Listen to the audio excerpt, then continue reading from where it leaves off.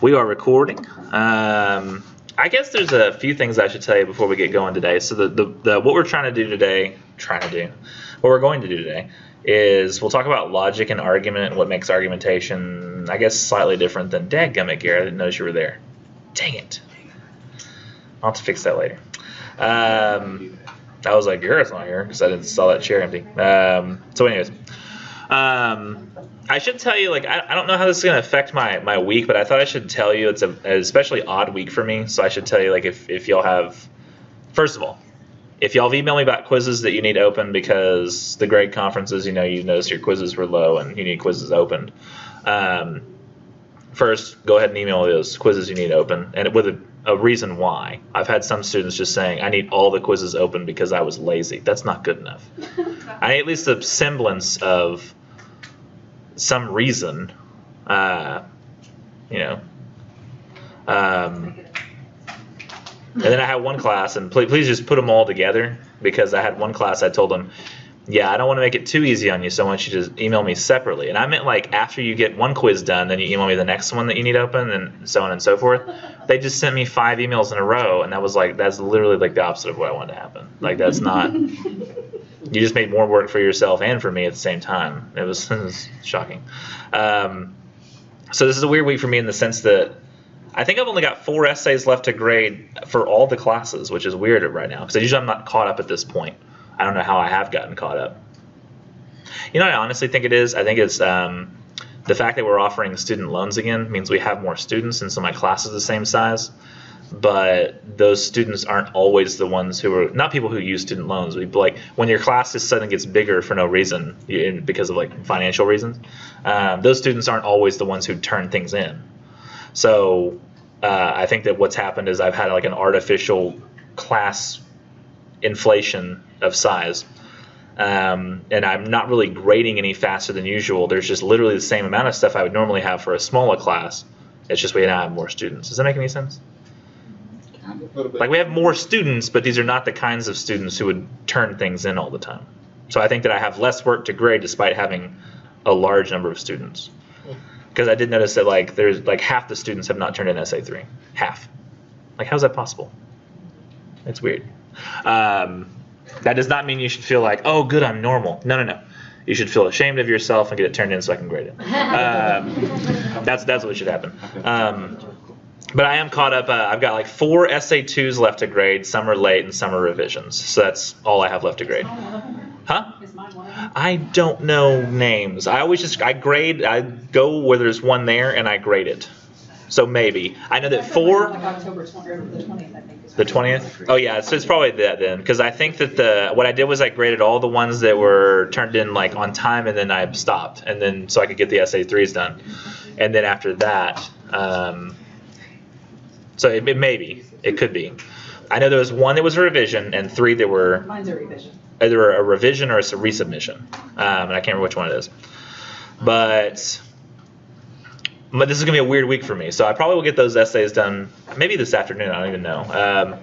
Definitely not this evening, though, because my wife is going to a conference. She actually is, I don't know if I've mentioned this before, but she's a humanities advisor in the College of Humanities and Commerce. So if you do like criminal justice or history, Spanish, English, when you go over there, she'll be your advisor. And you'll see a picture of me on her desk, and you'll say, well, what? And then she'll go, yeah, he's at PJC. And you'll go, oh, I had him, yeah. And that whole conversation will happen, as she tells me. But, hey, are we going to be in here at 10:30? What? Huh? Because I've got like a scratchy throat. I have to take medicine at 10:30. No.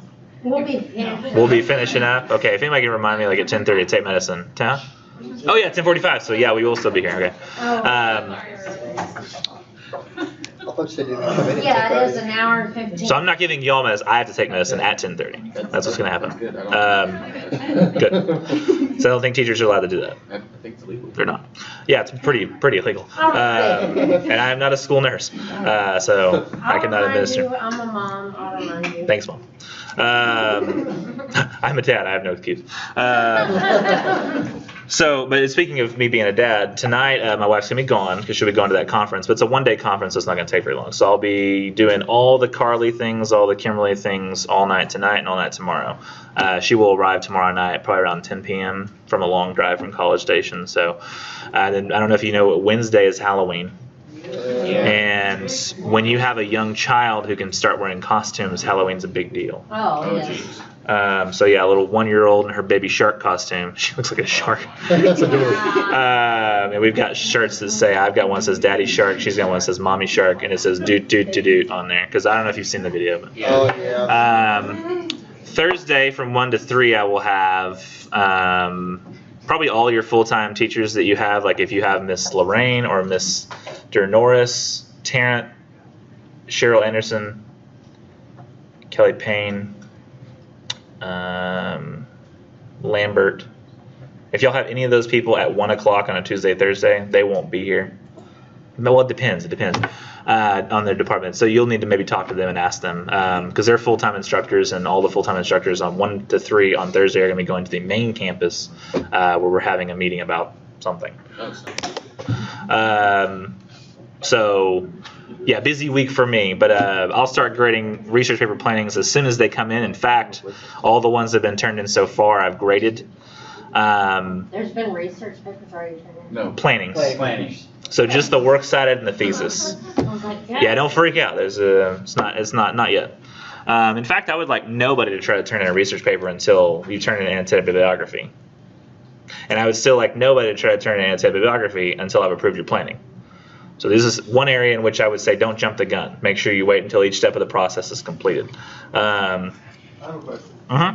So how did you report the gradings on the planning? Like you said, it was 1 or 2, you definitely revise it, 3 or 4 or 5. You need to revise if it's anything but a 9 or 10. 9 or 10, move forward. Anything up to 9 and 10, revise. I would have told you to revise if there were anything wrong with the thesis, like the topic wasn't exactly written the way that I wanted, or if the citations themselves are there's a problem, or you have 2 articles from the same journal or the same author, or I didn't like one of the sources. I think in your case that you maybe had one from Gale, and I couldn't tell if it was a good source or not, so I said just go ahead and give me one more. No, you said regarding these theses, we haven't covered this yet, but your thesis won't work. Okay. What was your topic on again? Abortion. Well, you want to read it to me real quick? Do you feel comfortable with that? Thesis? You can if you want. You don't have to.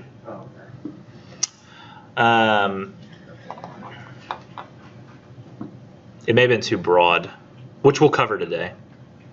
Because I'm going to pull up. When it comes to abortion, different views affect the mindset of how Yes. someone's opinion.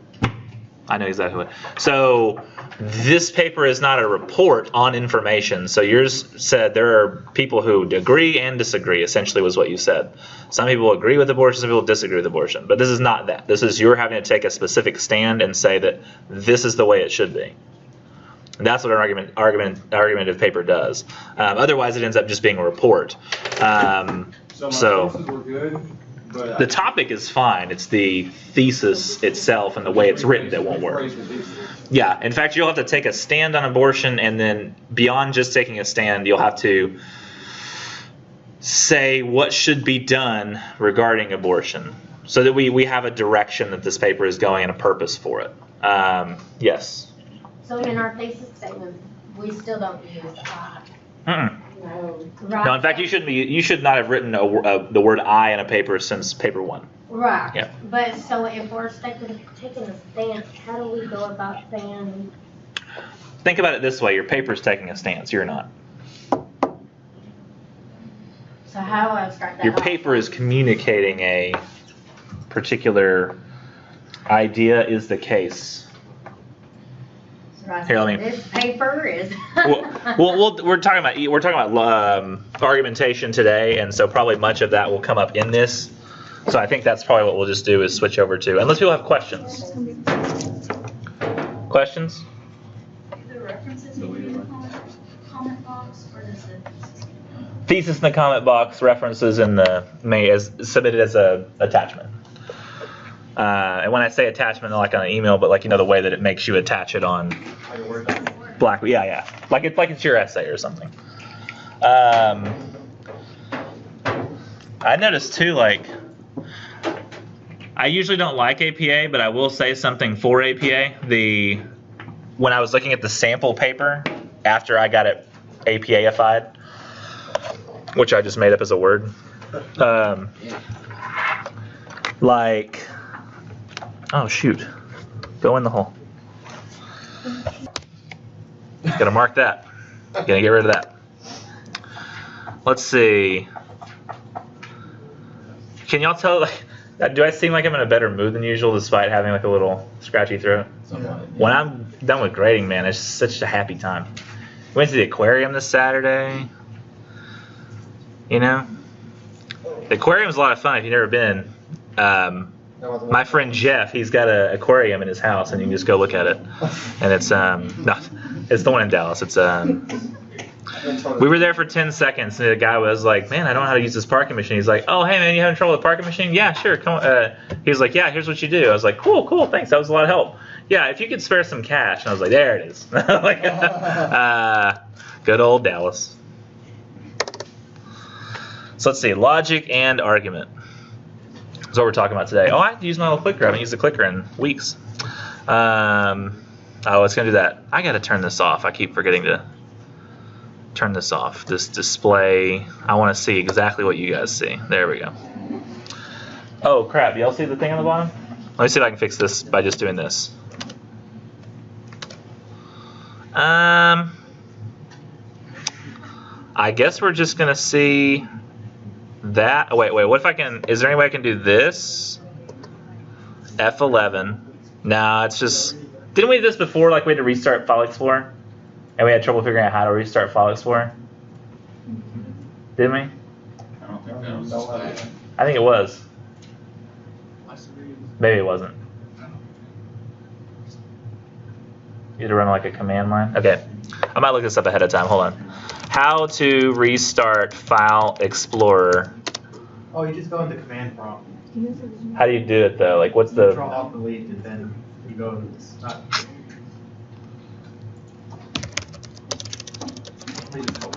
Hold on. I don't need to do it. I know how to restart it. Hold on. After closing, I gotta see it. I'm 7 and I can't. Control Alt Shift, Task Manager, cancel button, Windows 7 taskbar goes away. So from Task Manager, press Control Alt Delete and then say run what? Because I had to do this another time in class and it was a lot harder because I already shut it down. But I don't need to I can restart it with just from the Task Manager? Oh, okay, well I'll just do that. Because the other time I like ended the task. So let's see, processes, Task Manager, no, File Explorer, Windows Explorer. Restart. The other time I didn't hit restart, I hit end task. And it just died, and I had to like figure out how to get back to Chrome. Oh, I went to the, no, somehow, I don't know how I got to the desktop. I figured it out eventually. Okay, so with that in place, now I should be able to, yeah, see, it made the bar go away at the bottom of the screen. See, it had all my stuff. Now it's gone. Do y'all feel like that was worth it? No. Because I do. This is going to look a lot better on the video now. Oh, and I should mention, if y'all have been looking for the videos, you're like, where are the most recent videos? I've been grading, and so I haven't edited the videos yet, but I plan on doing that maybe this evening once my daughter goes to bed, which I'll be giving her a bath and feeding her and everything. So I need to, oh, all right. Getting lunches ready for tomorrow, all kinds of fun stuff. My wife was trying to tell me all this stuff last night. It was really cute. She's like, okay, so here's how you make her stuff in the morning. Like, here's the different options of stuff for the food. I was like, it's going to be one day. Like, I can handle it. Watch me, like, send her a picture tonight where, like, I'm, like, dying. Trying to I left my husband one time when I was 1 year old and I came home to baby powder everywhere. Baby powder everywhere? She figured out as she squeezed it, it would pop out the top. Oh, no, I pay a lot of attention. In fact, I hate messes and things, so that's probably, like, my number one thing. It's like, I won't just let her like run around. I'll be watching her. He fell asleep. Oh, I don't do that. Like, I know it doesn't make like you're like, but how do you keep from falling asleep? It's like I don't. It freaks me out too much. Anybody see that like Facebook video or like on Reddit? Like there was a guy who like pulled up in his FedEx truck and there was a baby outside, y'all see that? What? He was like, he's like, I just pulled up. And there's a baby just outside on the ground, and he picks up the baby and takes it to like inside the garage area, and like the door's open. And she goes, oh my gosh, oh my gosh, and he's like, yeah, the baby was just like outside. She's like, yeah, I thought I had him closed off. What? The baby's like outside crawling in the driveway. I'm talking like He almost baby. hit it. I'm not talking like toddler. I'm talking like could not walk, like crawled into the driveway, and the guy almost hit it with a FedEx truck. It's like, who does this? Argumentation. It's using reasoning, logic, and defending a position. Many of you've probably heard from your parents whenever you've had an idea that disagrees with theirs. Quit arguing with me. Have you heard that before? Arguing has taken on a negative connotation. My guess is because over time the uneducated have felt threatened by arguing. Because essentially what it is using logic to defend a position. And as people, doing debate I think was probably the best thing I've ever done in school. I think it's a really useful thing for everybody to learn because you're essentially arguing a point despite the fact that you might not agree with it. So I was having to say on abortion or something, I was having to go into one debate and argue pro-abortion. Or I guess you should say pro-choice. And go into the other debate and say anti-abortion or pro-life. So I was having to do both like 5 minutes away from each other. You know, it's like having to go in and say like, yes, abortion is something we should have access to. And the other one I was having to say, nobody should have access to abortion. So I think it lets people know that, you know, arguing and argumentation is not really about, you shouldn't feel emotionally attached to a point you have. Everything that you believe, you should believe because you've come to a rational conclusion, maybe with the exception of family. Where we sort of have an emotional attachment to those that we love. It's not that I sit here and I think to my baby, like, I mean, my attachment for my child is not logical and rational, and it really isn't for anybody, I don't think, right? An infant. Like, I don't think, well, you know, she's earned her keep around here. You know, she's a 1-year-old. She's done her chores. She does nothing. I mean, she doesn't. In terms of like what is it? At this point, she's kind of like a puppy, but one that's more fun, right? You just feed her. She doesn't earn anything.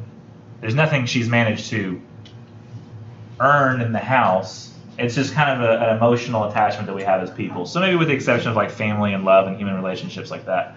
But when it comes to like everything else, we should probably try to think rationally, logically. So if somebody, for example, disagrees with you politically, when you see a political ad, your first response should not be to get angry. And I'm guilty of that too. Sometimes just seeing Trump's face makes me incensed. And I'm like, I shouldn't do that. Because it doesn't happen to me with like Republicans, Democrats, and none of that stuff. They don't ever get me mad. It's just that guy's face. I don't know, something about it.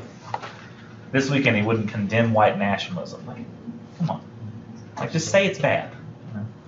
For 1 second. Say it's bad. Weird stuff. And other Republicans came out and said it was bad. You know? So I don't understand why he's so much different. Anyways, argumentation is all about using reasoning, logic, and defending a position. So you're supposed to come to a conclusion in the most rational way, have evidence to support that conclusion, and then argue based on that. So it's supposed to be like making a point completely divorced from emotion. So when you get in an argument with somebody, if you end up getting heated, you're not doing it right. That's not technically argumentation. And I think that arguing's gotten a bad rap. Just presenting a point's a good thing. So it's supposed to be a process of reasoning that asserts the soundness of a debatable position, belief, or conclusion. And argumentation specifically, and I hate that Michael left the room because this is the one thing I need to tell him. Argumentation takes a stand supported by evidence and urges people to share the writer's perspectives and insights. So it's something every single one of your theses are going to have to do, is you'll have to take a stand on the topic. You're not going to say, for example, some people believe that guns are something everyone should have access to do. Some people think that nobody should have access to guns. There are many differing opinions on gun control. That is not what your thesis will say. Your thesis will say there should be less gun control, there should be more gun control. It should make a stand one direction or the other. Like there should be access to abortion, there should not be access to abortion. Additionally, the thesis will need to give some hint as to what that evidence will be. Like you might say, abortion's not as easy.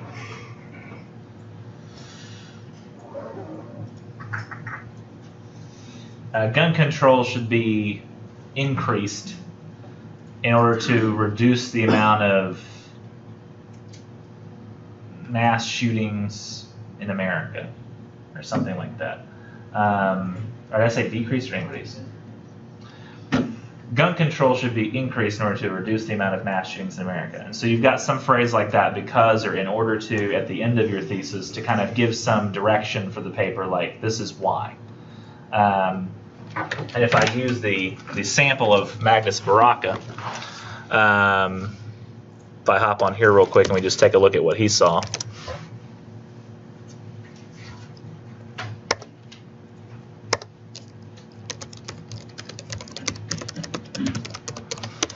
In this class, did I actually submit the planning as Magnus Baraka? I think I did. I can go to my assignments, though, and take a look at it again.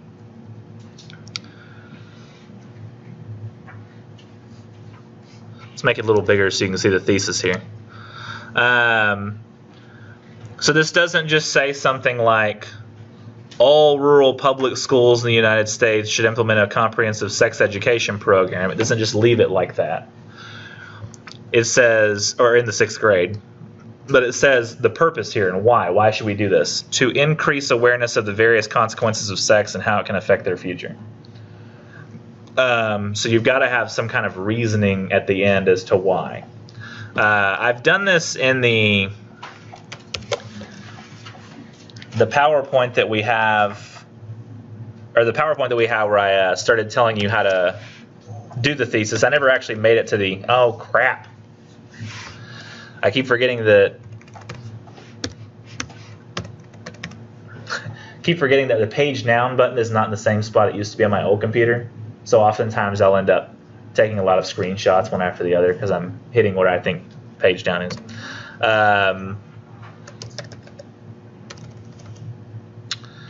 Where is that week 9? I bet I'm right on it and I just can't tell. Oh, there it is right there. If I go down to the end of this PowerPoint, I actually kind of have a color-coded version of your thesis. And I could do the same thing in Word with this sex education thesis, but you need to include the subject or a topic that you have. So like free education in the form of grants was like that one from the sample in the assignment packet. And it's not enough to just make a claim. You can't just say American universities should provide free education in the form of grants to all first-year public higher education students. There has to be some brief estimation as to why, in order to increase the amount of skill-based labor in the economy.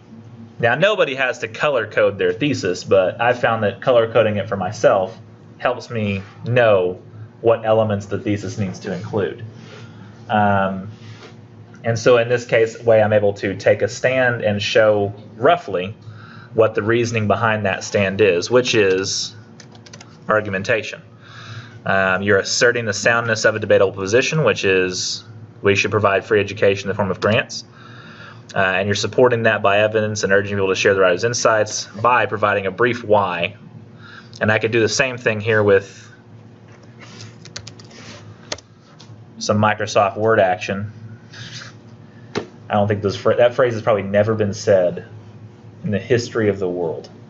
Microsoft Word action. It's ridiculous. Why don't I just, in fact, it said I already had one open, right? So I could just open the other one. Why'd the cursor stop? You see that? No, not print.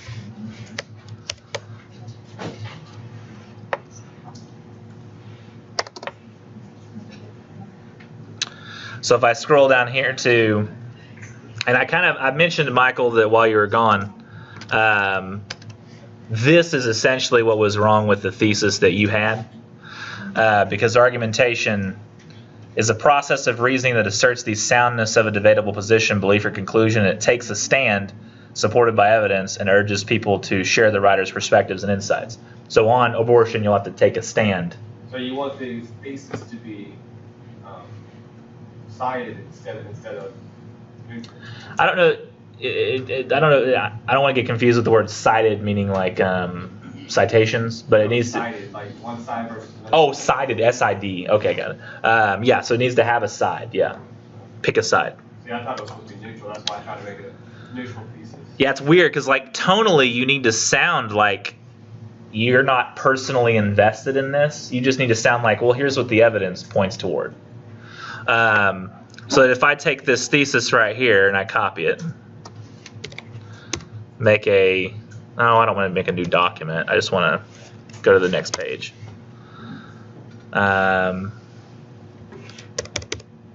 Paste it. Let's make this bigger so we can see it. With this sex education thesis, like the comprehensive sex education program is the topic we're talking about. So if I was to color code that the way I was talking about earlier, it would be, where's a bright blue? Nice bright. Is that blue enough? That's blue enough. In fact, I probably could make the whole thing red because the whole thing's supposed to be a claim anyway. I take this bit right here, which is the subject of it, and I make that blue. And then the Y is the green.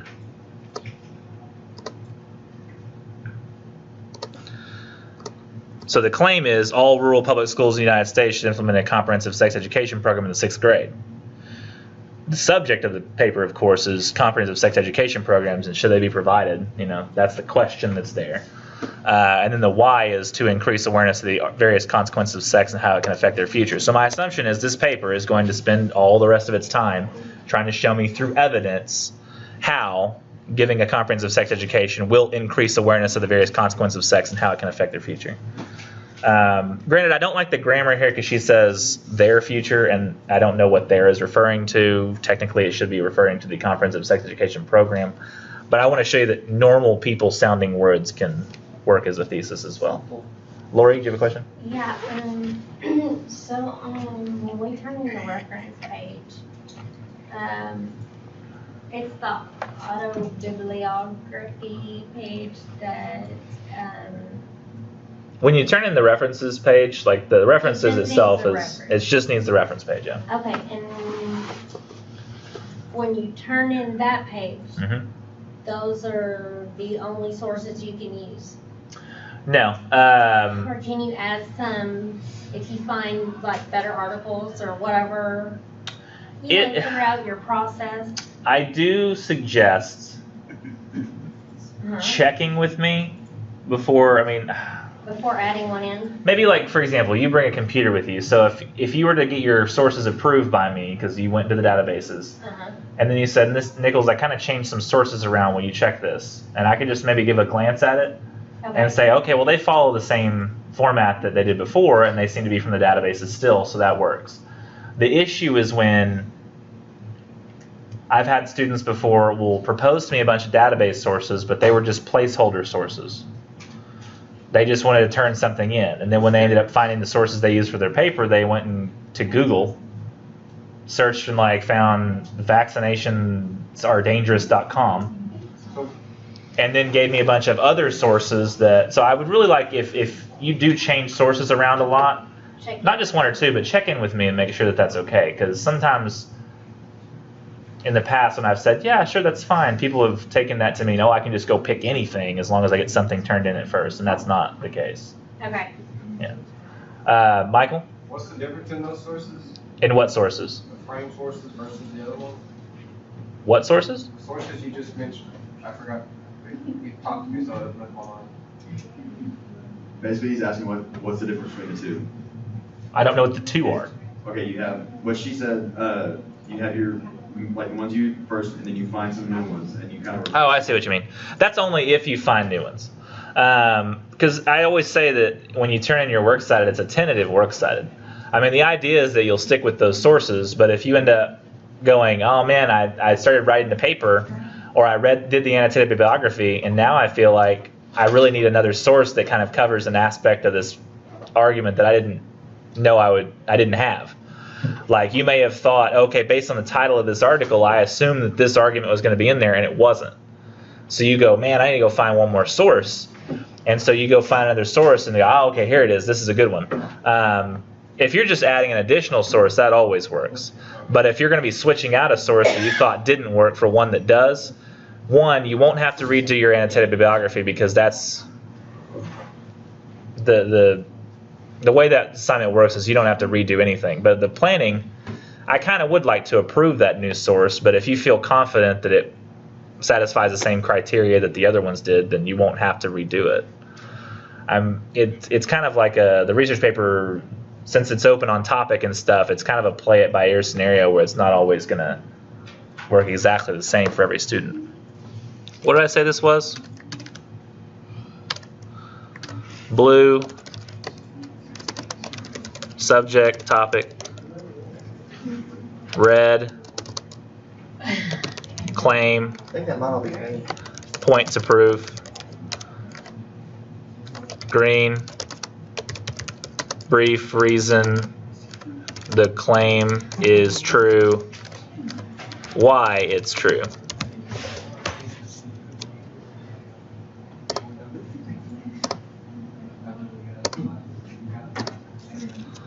There, just so I've got something on the video. So that's kind of how you should sort of structure it. And as you'll see, likely in most cases, the green will come at the end, the red will come before, the blue will be somewhere in the red. And it's just always how it's going to work. So let's get back to the argumentation bit. Shift F5. I swear I'm so tired of this dadgum. You see what I see? Can you tell it's different? I don't like seeing that. I want to see duplicate slideshow of what you guys see. I gotta turn that off somehow. And so that is the main idea of this, is that your thesis is going to have to satisfy that idea that you're going to have to take a stand. Everybody's favorite is going to have to take a stand. You're not just reporting to me that some people say this and yet others say this. You're going to have to say what the right answer is. There is one. You're going to tell me what it is. So in on the APA, on your reference page, Yeah. you just start at the parisjunior.com. I only went through the .com. That's all I want. Yeah. I do. Okay. Uses of argumentation. So it's going to be useful in multiple areas of your life, not just here. Convince other people to accept your position, defend your position, or to question or refute a position. And notice it's all about a position. It doesn't say like, generally speaking, this is not about you being right or wrong and like having an emotional investment in it. It's just what you can prove with evidence.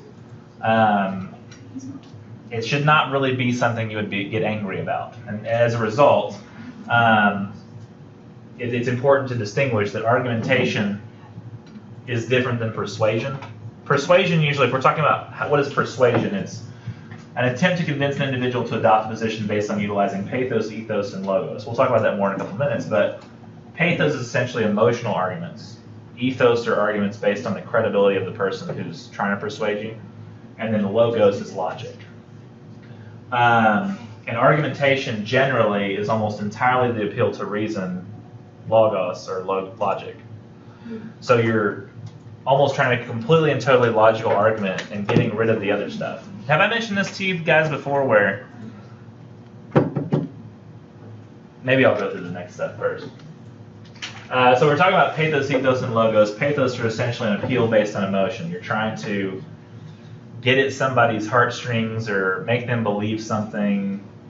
For example, the rhetoric of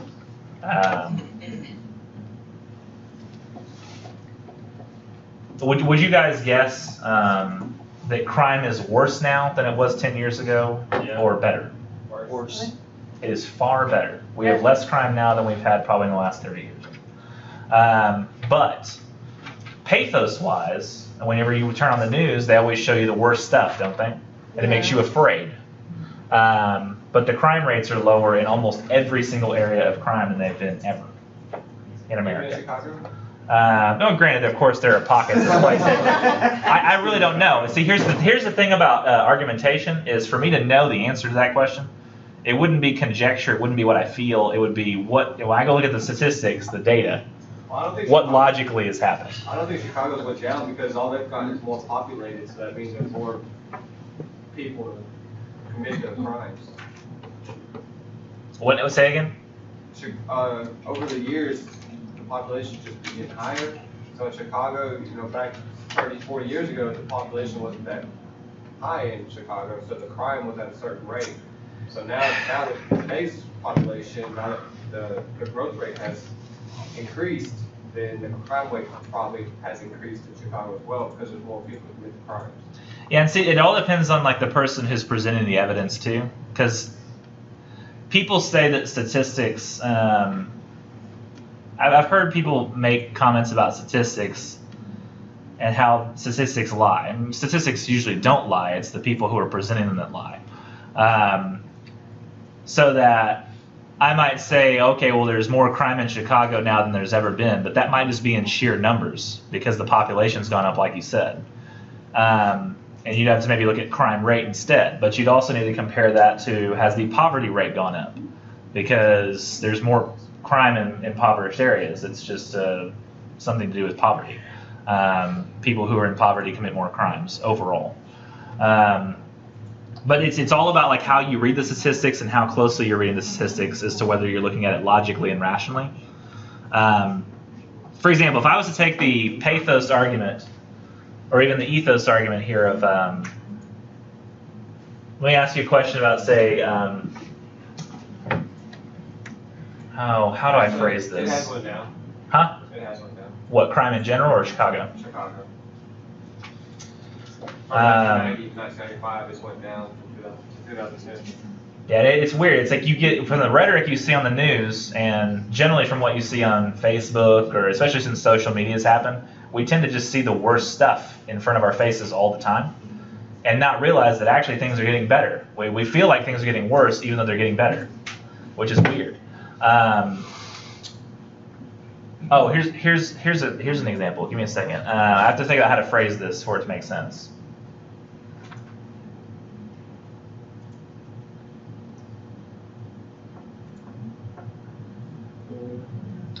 What would you guess is like what percent more?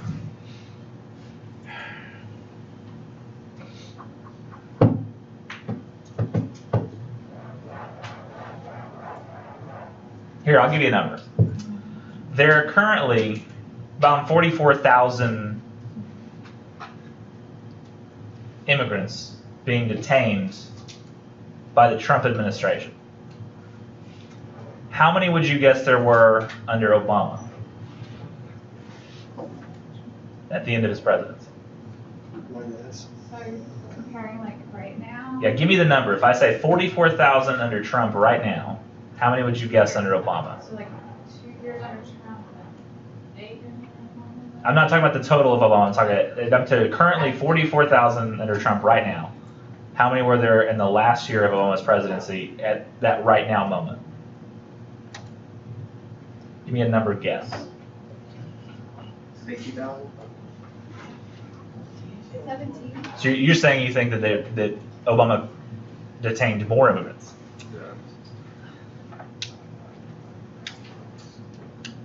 I don't know. Well, from what I get from the news, they act like, Trump has taken a hardline stance on immigration. There's just so many more people who are, huh? Obama started it. I mean, I get it. I mean, it's irrelevant. I'm talking about like the rhetoric that we get from the television. Is that? But what you're saying to me sounds like essentially you're implying that they're saying that Trump has lied on immigration. He's chilled with it. So he's lowered the numbers since Obama, which doesn't make any sense because that's not what I'm seeing in the news at all.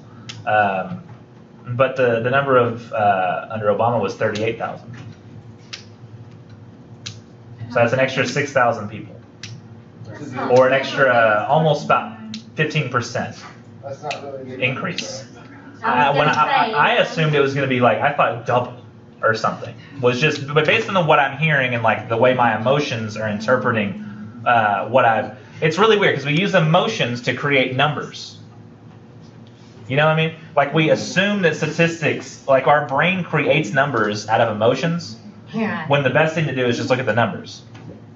So like we assume that crime is going up because we see crime in the news. But that's because it's easier to find out crime now because everybody's got a phone and you can record just about anything and there's surveillance everywhere, and so we can see it all when we used to not be able to see it. So our emotions conflate it to like, oh, it's got to be bigger numbers, but it's lower numbers just because we see it. And the same with Trump has got the hardline stance on immigration. He's like wants to build a wall, but currently he's got 6,000 more people that he's detained than usual. But because we see children are being detained, it makes us feel like, oh my gosh, there's so many more people being detained by Trump as opposed to Obama. When in terms of sheer numbers, it's not that many more, which I found kind of shocking when I saw the numbers. But the importance in argumentation is that you're only going to be trying to pay attention to the numbers. You're going to be making no arguments like, for example, was this the class where I showed you the Yahoo Answers? Yeah. The vaccination girl? Did I read it in the British accent in this class? Yes. Yeah, that was so fun. So much fun. That's my new trashy Did you use accent. it Because it in doesn't other- offend anybody in my classes, right? Nobody's gonna be like, that sounds like my dad. And nobody gets to say, everybody's like, oh, that sounds like, some British show that I don't know. But that lady, notice she said like, there was a dog that got a vaccination and like died, or like there was a lady who went blind, deaf, and mute from getting a vaccination. I mean, we go, oh man, that's bad because blind, deaf, and mute is bad, right? But I'm sorry. it's one person, and that doesn't necessarily stand for the whole of human experience. It's just one individual. And I'll have a lot of people in these research papers, they'll want to use, well, this one guy, this thing happened to them one time, or like this one kid, he smoked marijuana and suddenly all his problems were gone. And I'm like, but that's not how that works.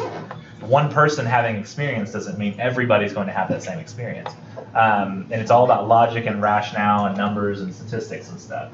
So we're trying to, in argumentation, appeal solely on logic and almost ignore pathos and ethos, which is why academic journals, scholarly peer-reviewed journals are the place to go, because they're almost entirely devoted to statistics and data. I even got a little worried about like some of the ones from opposing viewpoints, because I noticed that those journals have they have less of a statistical relevance. Even the ones like the Columbia Journal of Gender and Law article I think I pointed out to you, sometimes that can be good, sometimes it can be bad. Like it was like the article you showed me seemed like it had more of an emotional stance. I don't know if I said that or not. That's what we're talking about. On the references page you had for the abortion proposal, but maybe it wasn't you, maybe it was somebody else. But anyways, pathos is an appeal to emotion used to persuade a reader through his or her feelings. So if we were going to discuss whether to lower the drinking age from 21 to 18, somebody might write in their essay a story about an 18-year-old alcoholic, or point out that an increase in accidents involving drunk drivers would kill innocent people as well. So where's the emotional argument here? When we're talking about should we lower the drinking age from 21 to 18? Didn't the drinking age used to be 18? Oh yeah. But if we're arguing lower it from 21 to 18, where's the emotion here? Can you identify the emotion if we're writing a story about an 18-year-old alcoholic? If you're writing about an 18-year-old alcoholic. Like if we're going to use an argument saying we should not lower it from 21 to 18 because look at this kid who is an 18-year-old alcoholic. Where's the emotional argument there? Like what do you see as the thing? What's trying to tug at your emotions? The 18 Well, the The age of the, accidents. Huh? the age Kill of innocent the people. child. The age. It's because he's a young 18-year-old supposed to have his whole future ahead of him, and instead he's an alcoholic. If I think about this rationally and logically, all I see is that in a world where the age of drinking is 21, this kid's an 18-year-old alcoholic. The law's done nothing anyway. So while it might be trying to tug at my heartstrings and get me to think, if I think about it logically and rationally, I realize this kid was already an alcoholic regardless of the law. What will lowering the drinking age do? He'll still be an alcoholic, just maybe legally now. I mean, maybe the situation will change. I don't really know. All I know is that we have one kid who turned into an alcoholic under the old law. So I don't really understand what the point. Unless you're giving me like a kid who's from like Ireland, where like the drinking age is 16, and he's an alcoholic. Maybe that's a little better, but still just one kid. So, what about the increase in accidents involving drunk drivers would kill innocent people as well? What's the emotional word there? I mean, killing's always bad. Innocent people. Innocent people. Because there's something inside of us that goes, well, if he's driving drunk, he deserves to die. But those innocent people, no, we should feel like in anybody's situation where anybody's dying, we should be upset about it. But when we hear innocent people are dying, that's not okay. Yeah. It's a weird thing that our brain does, and we should be like, okay, 4 people died in an accident. We just shouldn't go 1 was drunk and 3 weren't, so the 3 right here are what matter. We should say all 4 of these matter. But it's this weird thing that our brain does, where like you go agency somehow involved, but we should just care that people die. Now, ethos is a little harder to identify. It's an appeal to credibility of the persuader. So various methods are used to achieve this. The writer persuades the reader to think that he or she is credible, reliable, respectable, and ethical. And I think this is mostly what all of your old teachers have always graded on. I try not to grade on this kind of stuff as much, but it still factors in. So in an essay, a writer might concede certain arguments to the other side, exhibit expertise, use sound logic, possess a voice appropriate to his or her audience, exhibit correct grammar and mechanics, and exhibit respect. I think a lot of teachers focus a lot on grammar and mechanics as an indicator of intelligent argument. I don't necessarily feel that that's the case. I feel like a lot of people can make good arguments despite not having the best grammar and mechanics and spelling and stuff. But it is, if you kind of think about it, it's kind of like the clothes for your essay. Your essay is kind of like wearing clothes, and you want to be wearing nice clothes, not looking frumpy. So, yeah, grammar and mechanics. I think that's one of the reasons why, I don't know, maybe I'm wrong about this, but I've always felt like growing up, all the female teachers that I had, and I don't know if this is just like the natural sexism of the South over time, all the female teachers I had always graded me really hard on my grammar and spelling, and so I actually did great because my grammar and spelling was pretty good. It was when I got to the arguments, when I had like the male English teachers, which you don't really have a lot of, but I ended up having 2 throughout my schooling. They always focused on the fact that the point I was trying to make made no sense. And nobody had ever told me that before. They were like, yeah, what you're trying to say makes no sense at all. And I was like, oh, well, nobody ever said that. They always just said, great spelling. And so I found like, too, that over time, I feel like the concentration, I think, on grammar and spelling is a little overdone. To me, it's like, if you're picking a car, you should pick based on the engine. Maybe the paint job's not that great. Maybe it didn't have the right amount of cup holders. But as long as the car can get you from point A to point B, that's what you should focus on. And I think that's kind of like with my compare and contrast. That's part of what you're saying in my comments was like you're like telling me like why they're different, but not why they're different. You know People what were I mean? telling almost everybody. I think on the essay 3, I only gave about 5 A's. I know that sounds like I'm being unreasonable, but nobody was telling me why they were different. Everybody was telling me that they were different. Yeah, mine said, And how? I gave why they were different, but not why they were similar. I probably just didn't do a whole lot of why. That's probably what my main issue was. But for this right here, and I think ethos is incredibly important. We don't really realize it, but has anybody ever considered that for President of the United States, every single president I think we've had is a male who identifies as Christian. Almost all of them have had a family in some way. Did Obama recognize this? Yeah. Yeah. Yep. United Church of Christ. It is 10:30. Oh, thank you. That's enough. Yeah, that's another thing. Pathos arguments, fear, lack of logic, and actually this is just misinformation. A lot of people thought that Obama was Muslim, but he's not. He's a United Church of Christ Christian. Okay, so it was like one of his family members, right? That was or something. I don't even know that I'm not sure about his dad. I don't know that if he was actually Muslim or if he was just from a country that is Muslim. Right. Or has Muslim as its main religion. I do know that Trump at one point was an Obama birther, and is yet to acknowledge that Obama was born in America. Or like there's the argument that Hawaii's not really America. Yeah, I remember that. But it's difficult to weed through the misinformation and find the truth, I understand, especially during political times. So we tend to focus a lot on whether, and think about this, will we elect somebody to the president who stands up there in jeans and a t-shirt? Probably not, maybe at a rally, but not if we're doing like the presidential debate. I don't know, I feel like maybe there is a lot of America that if Trump had walked out there in like khaki shorts and a t-shirt, they still would have voted for him over Hillary. But that might just be party identification. But if somebody every single time they came out was wearing like jeans and a t-shirt, Or pajama pants. Yeah, there you go. Like, I mean, we generally need people to wear like a suit and a tie, right?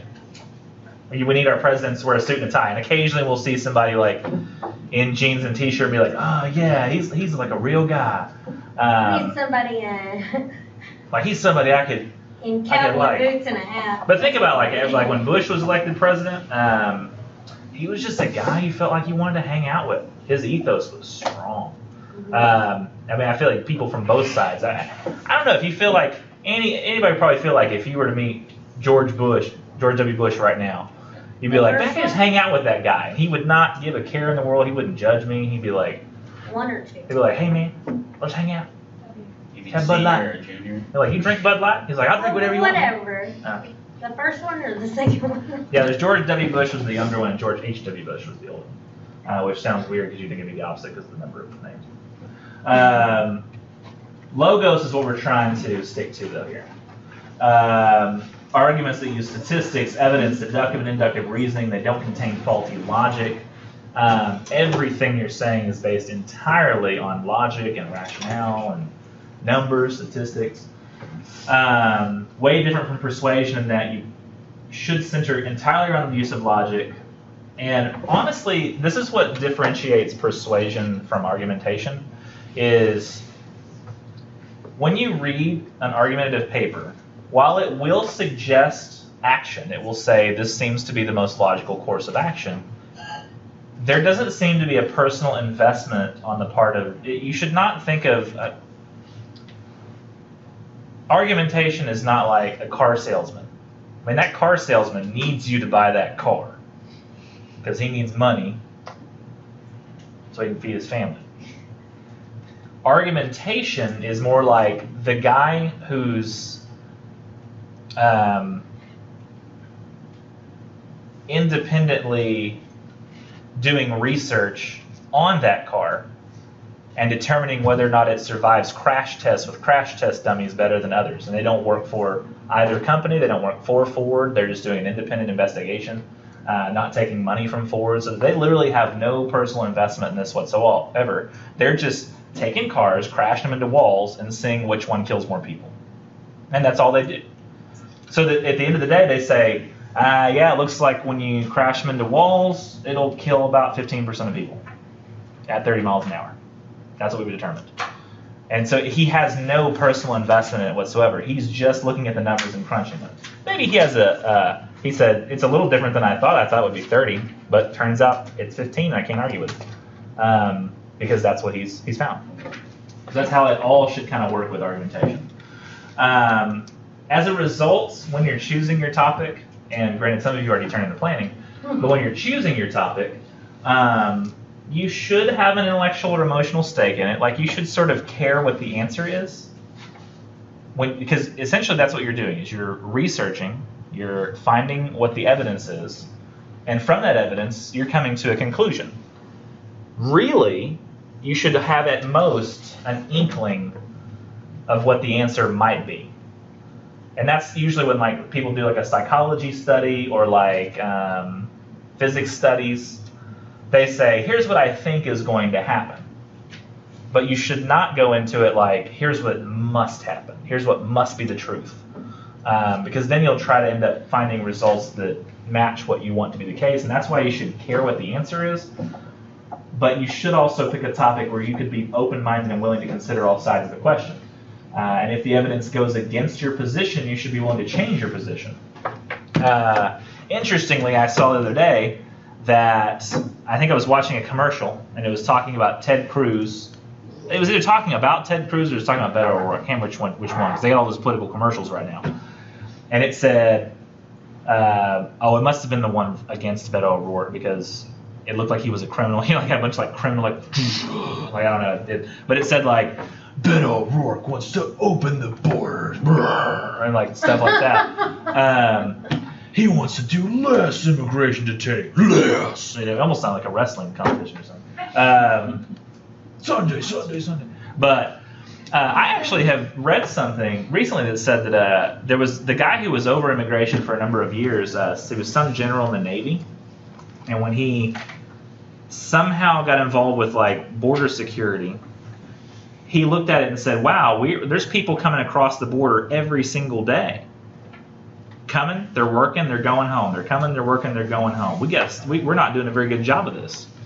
And so he decided to really crack down, and he visited every one of the border like centers that are on the border, and I can't remember what they're called, but when he did all of this, he looked at he cracked down on immigration, and what ended up happening?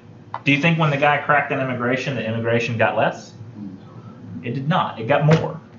Because what happened was people realized they couldn't cross the border anymore to work for a day and then come home. So instead they were like, well, if I've got to choose between Mexico and America, I'm going to choose America. So they'd start immigrating permanently. So despite the fact that the guy was cracking down and really paying attention to the rules and saying we're going to close the borders, what it ended up doing is increasing immigration. So that if you were to say, like, write a paper on immigration and you say, okay, well, I think that we should increase border security, and you find out from the numbers when they look at them, it turns out that when you do that, it increases immigration. You're like, but damn it, I wanted the wall to be built. I thought that would work. You should be willing to go, well, looks like a wall wouldn't work. Looks like cracking down makes it worse. You should open the border. Now, I'm not saying that that's necessarily the case, and when you do all the research, that's what you find. It may not be like that in all countries. It may just be like that in America in that one instance. And it may have changed since then. But if the evidence goes against what you think will be the truth, then you should be willing to change that position. So that's why it's best not to pick something that you're really, really emotionally invested in. For example, like Michael, if you pick abortion thinking, I want not having access to abortion to be better for all these people involved, and you find out that it's worse for all the people involved, that it's worse for the children, it's worse for the parents, it's worse for America, it's worse for our economy, it's worse for taxes, you should be like, oh, well, turns out it's worse overall. So I should change my position. That should be like the way everybody approaches their topic. Not, I want this to be the case, so I'm going to pick this as my research topic. And not change my answer no matter what. I'm going to go find articles that agree with me, because that's the wrong way to approach this. You should approach this as a curiosity and not as a mission. Like you're not on a mission here. So be able to consider your topic from other people's viewpoints, and if you can't be open-minded on your topic, it's best to choose another one. If you're thinking, I'm going to do gun control, I'm really excited about this paper, and your stance on guns is, they will have to pry my gun from my cold, dead hand. Probably not the best topic for you. So when you're developing a thesis, we already kind of talked about the thesis, so I'll skip through this, but it's got to be something that is debatable, something that's not debatable. So if blood is necessary to function in the human body, that's a terrible topic, because we know that to be the case now. That's not. In fact, I'd go ahead and put vaccinations are helpful for a society into this category, so that please don't argue against that. It's not going to go well for you. It's really not. If you try to do that topic, it's just not going to go well for you. I've done a lot of research on that personally, and it won't work out. So that's one of my off-topic topics, or it's one that you probably just shouldn't do. So this, though, works. Education should be utilized to address the problem of increased drug use among teenagers because it's the most beneficial form of prevention.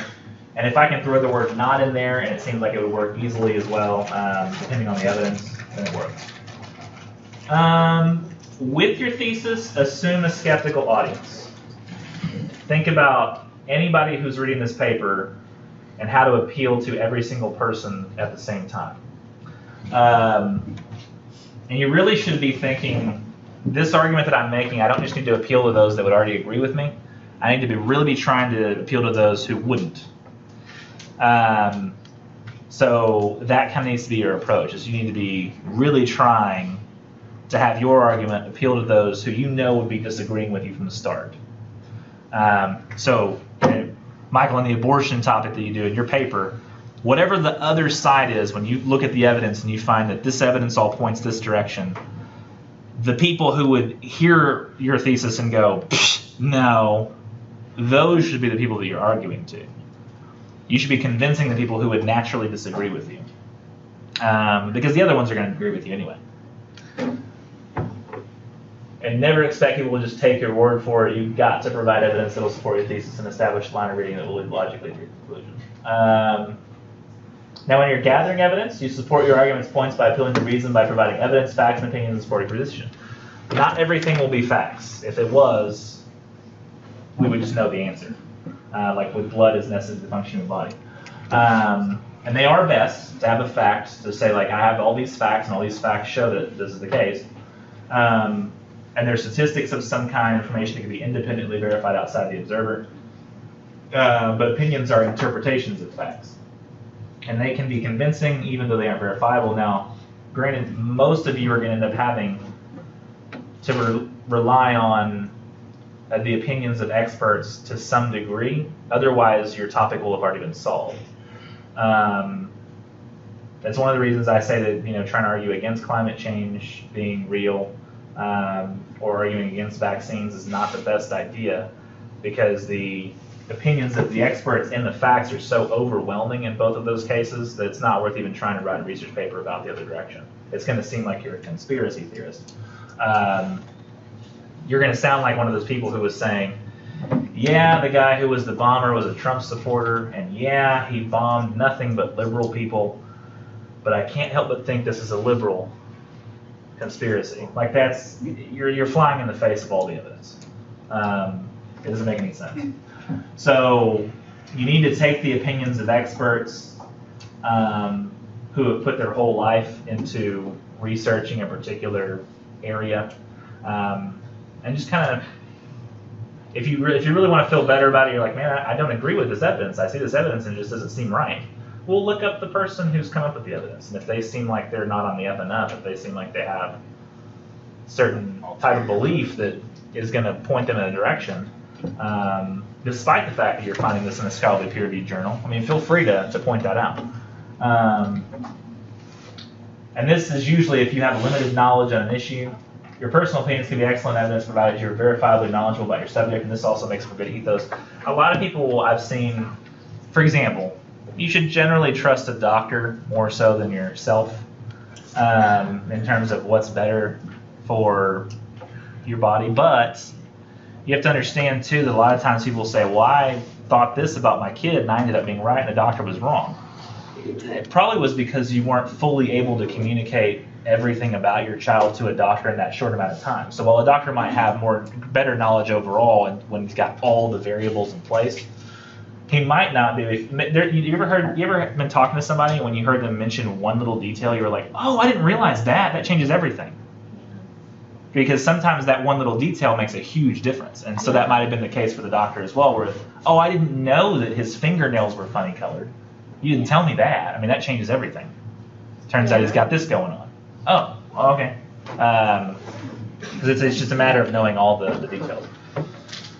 And then we'll get to the criteria for evidence next time and what kind of evidence you need to try to find, what makes it the best. That was a good one.